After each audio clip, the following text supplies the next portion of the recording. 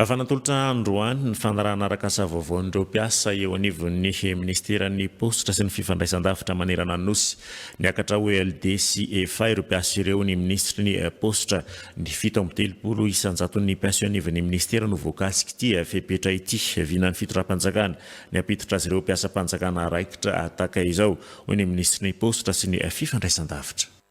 Fifaliana lehibe ho amin'ny ministera ho alay rehetra nafahana napiditra an'ireo mpiara-miasa ireo ELD na EFA. Izany zavatra zany nefa dia tsaroana hatrany fa avany amin'ny fanohanana sy ny famporisihana nataon'ny filoham-pirenena sy ny prime ministre.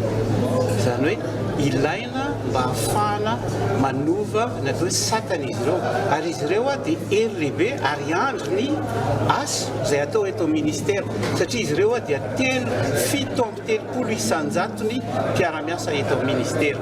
Ny tanjona manaraka raha ohatra ka ho hita indray ahafahana koa mba mampiakatra izay OLD EFA aingakaingana eo dia mbola mafisiko tsara tsy ny fahavononana no tsy ampy fa kosa eo amin'ny mba misy koa jereva ny lafiny teknika sy ny lafiny ara-panjakana.